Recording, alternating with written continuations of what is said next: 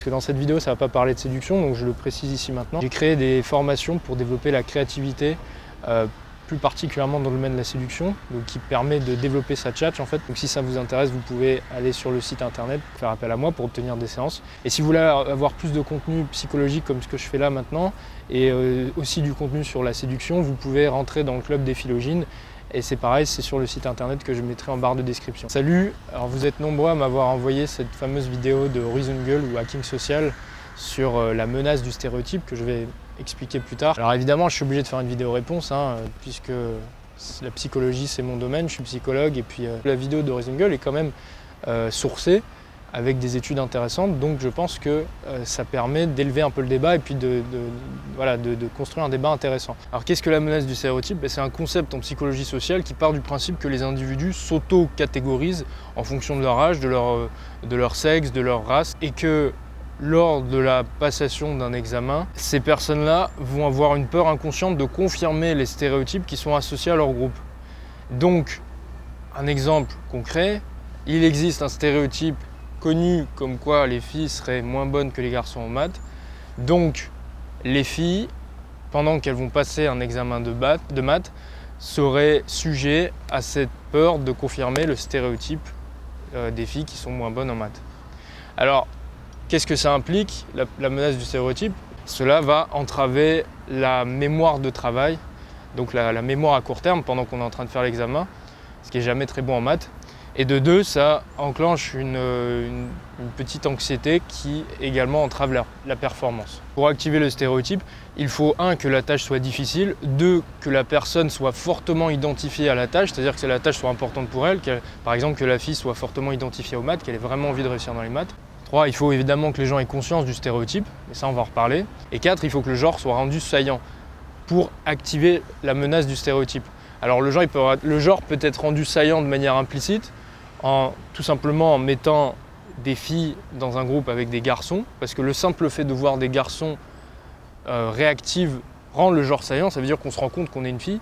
On peut rendre le genre saillant en demandant à la personne d'écrire son sexe avant de passer l'examen.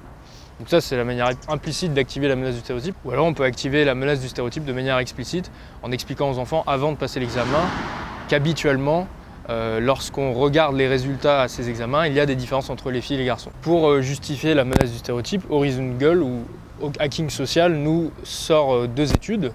La première qui est de Steele et Quinn en 1999 et la deuxième de Régnier-Huguet en 2007. Alors la première, elle n'est pas représentative d'une passation d'examen en conditions réelles, ça a été prouvé plus tard, donc on dit que l'étude est non écologique. Alors dans l'étude de Régnier et Huguet, il y a 2 manières d'activer la menace du stéréotype de manière implicite dans cette étude-là.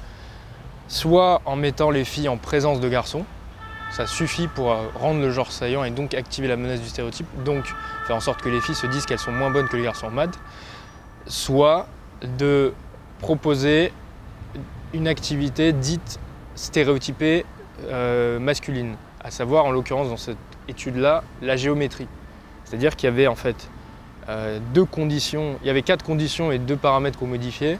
Soit les filles étaient avec des garçons, soit elles étaient toutes seules. Soit, deuxième condition, on leur disait vous allez faire de la géométrie ou alors vous allez faire un dessin.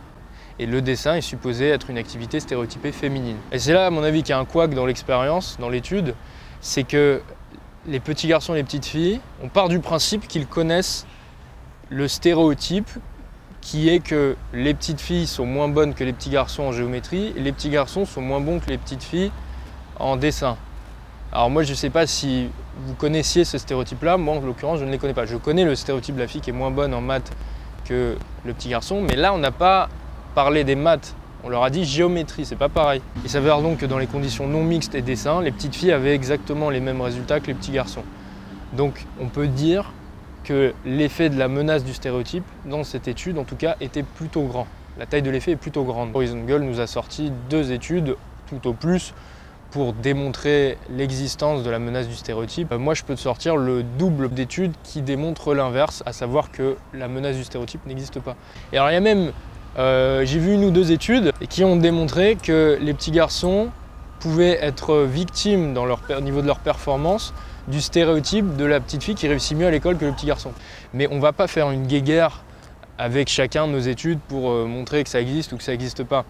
Le but, c'est de faire une synthèse de toutes les études qui ont été menées dans le domaine. Ça prend du temps, c'est fastidieux, mais heureusement, il y a ce qu'on appelle des méta-analyses qui font ce travail à notre place. Je suis allé chercher la méta-analyse la plus récente dans le domaine de la menace du stéréotype.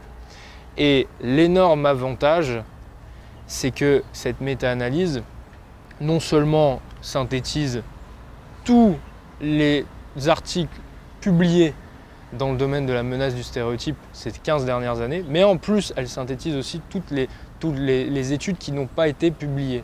Pourquoi c'est hyper important de parler des études qui n'ont pas été publiées? Parce que dans la science, il existe un biais qu'on appelle le biais de publication, qui est très connu, qui consiste tout simplement à ne pas publier les études qui ne valident pas les hypothèses initiales.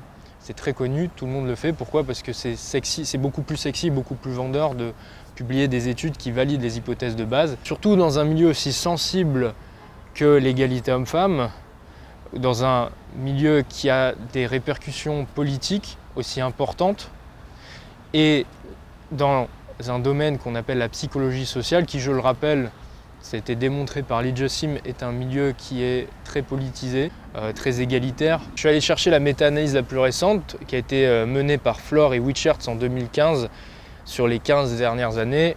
Donc c'est l'approche la plus objective possible. On ne peut pas faire plus objectif que ce que j'ai fait là pour cette vidéo. Alors la première chose à noter, c'est qu'ils ont démontré qu'il y avait effectivement un énorme biais de publication dans ce domaine, dans le domaine de la menace du stéréotype, et que la majorité des études qui n'étaient pas publiées, comme par hasard, démontraient que la menace du stéréotype n'existait pas.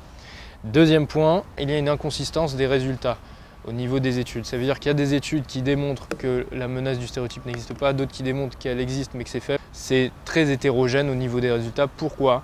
Parce qu'il y a des variables qu'on ne contrôle pas encore. En fait, la menace du stéréotype se produit dans un contexte très spécifique, mais on n'arrive pas encore à savoir quoi, parce qu'ils ont contrôlé un nombre incalculable de variables. Ils ont contrôlé l'âge, ils ont contrôlé l'anxiété, ils ont contrôlé l'activation, si elle était explicite ou implicite. Ils ont contrôlé la culture du pays. Troisième point, il existe effectivement un effet de la menace du stéréotype. Cet effet est significatif, mais il est petit. Donc selon l'indicateur Cohen, là en l'occurrence, il est de moins 0,22. Un effet de taille petite. Je vous rappelle tout à l'heure avec Huguette et Régnier, on était sur du 0,7, 0,8. On ne peut pas dire qu'il y aurait un effet systématique de la menace du stéréotype. Ça serait faux de dire ça. Parce qu'on ne connaît pas encore toutes les conditions pour pouvoir faire naître cette menace du stéréotype. Par contre, ce qui serait malhonnête, ça serait de dire que la menace du stéréotype n'existe pas et qu'il ne puisse pas y avoir des effets importants chez certaines personnes de la menace du stéréotype.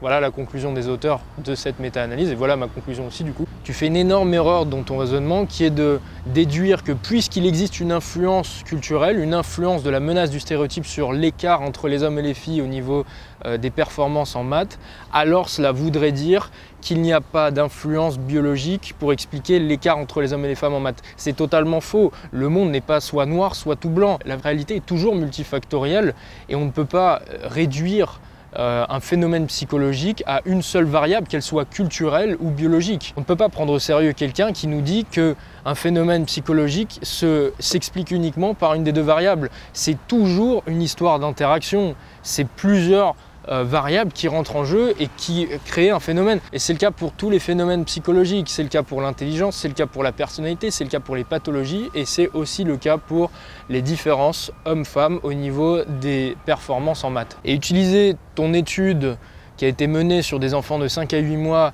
et qui montre qu'il n'y a pas de différence d'aptitude entre les petites filles et les petits garçons pour démontrer qu'il n'y a tout simplement pas de différence entre les hommes et les femmes dans les performances cognitives en mathématiques, c'est malhonnête, c'est extrêmement malhonnête puisque le cerveau n'a pas fini de se développer entre 5 et 8 mois. C'est comme si tu disais, bah regardez les enfants à 5-8 mois, ils ont le même corps.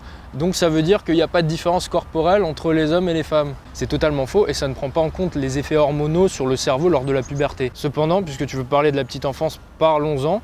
À cet âge-là, à peu près, il existe déjà des différences d'intérêt et non pas d'aptitude. C'est-à-dire que les petits garçons sont plutôt intéressés par les objets, les petites filles sont plutôt intéressées par les visages. Et ça fait que ces petites différences d'intérêt très tôt dans l'enfance ou expliquer plus tard des écarts plus importants au niveau des performances dans certaines activités, par exemple dans les compétences visio-spatiales pour les garçons ou dans les compétences empathiques pour les petites filles. C'est-à-dire que les petits-enfants en fait, se spécialisent dans leur activité favorite en fait, et à force de jouer à ces jeux-là, à force de...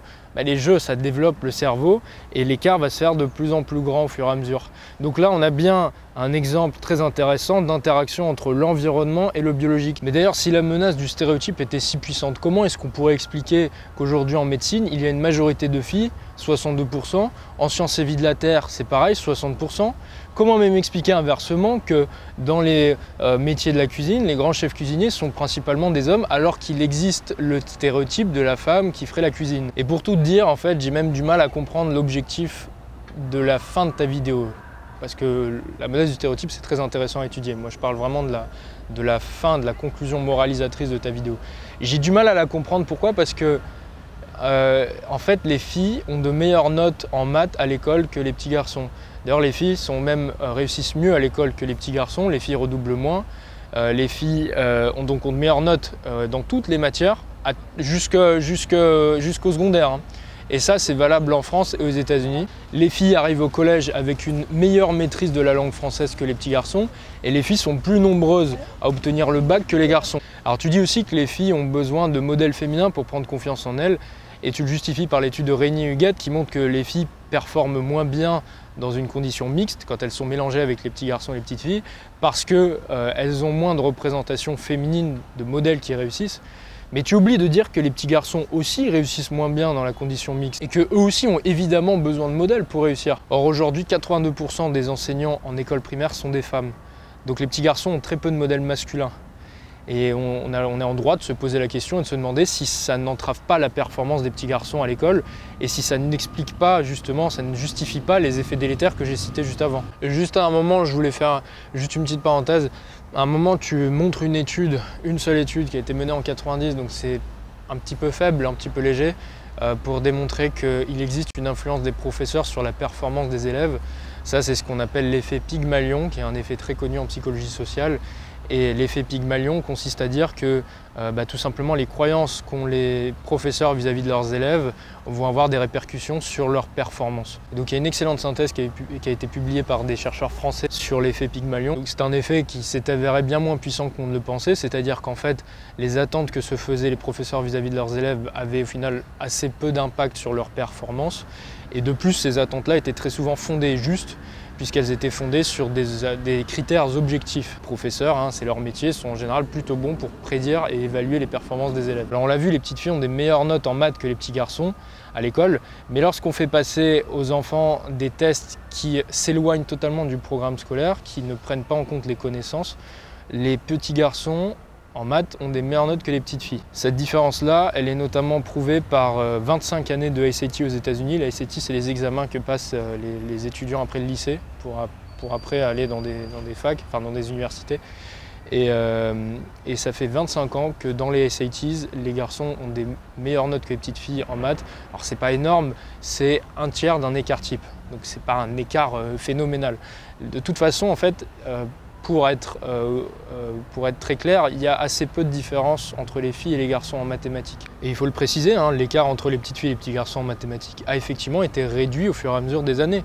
Ça veut dire que la culture a aidé à permettre aux filles de rattraper un peu le niveau des garçons en mathématiques. Donc il y avait une influence culturelle, il est vrai, il ne faut pas l'oublier. Et c'est très bien aujourd'hui que les filles aient un niveau équivalent aux garçons en mathématiques. Par contre, il y a des écarts que la culture peine à éliminer, contrairement aux maths, notamment les compétences visio-spatiales. Donc les petits garçons sont meilleurs que les petites filles dans ce qui concerne les tâches de rotation mentale et les petites filles sont meilleures que les petits garçons dans les tâches de lecture. Donc ce sont des écarts qui sont assez importants, qui ont été démontrés dans de nombreuses études et qui ont même tendance à s'exacerber avec le temps. Enfin, avant de conclure, je voulais juste revenir sur un petit point qui m'a titillé l'oreille dans ta conclusion quand tu dis que t'arrêtes pas de répéter la performance n'est pas la compétence. En fait, la compétence, c'est un concept abstrait qui n'existe que dans la mesure où elle peut être mesurée par la performance. La performance, c'est la matérialisation de cette compétence. Donc, quand tu dis la performance n'est pas la compétence, son suite à logique, du coup, il faudrait aussi, il faudrait prendre en compte un millier de facteurs, du coup, parce qu'il faudrait prendre en compte l'anxiété des enfants avant de passer un examen, il faudrait prendre en compte son niveau de fatigue, il faudrait prendre en compte s'il a mangé un bon petit déjeuner le matin, etc. Donc si tu arrives à trouver un meilleur moyen pour appréhender le concept de compétence que la notion de performance, alors dans ces cas-là, fais-moi signe, ça m'intéresse. Donc en conclusion, il y a beaucoup de choses à dire, mais c'est extrêmement puéril de voir le monde à travers un seul prisme. C'est grave quand j'entends des politiciens dire que les différences hommes-femmes sont 100% culturel, maintenant on est sûr qu'il n'y a aucune part génétique, c'est hallucinant de dire un truc pareil. Donc si on veut avancer dans le débat, il faut arrêter de dire que les différences hommes-femmes s'expliquent uniquement par des différences culturelles ou alors uniquement par des aspects 100% biologiques. C'est un mélange des deux, il y a une interaction entre les deux. Ce qui nous intéresse, c'est la proportion de chacun, c'est dans quelle mesure les deux interagissent, c'est ça qui est intéressant. Donc voilà, je terminerai là-dessus, hein. Pour une fois, j'ai pas de punchline marrante pour terminer ma vidéo, pardonnez-moi.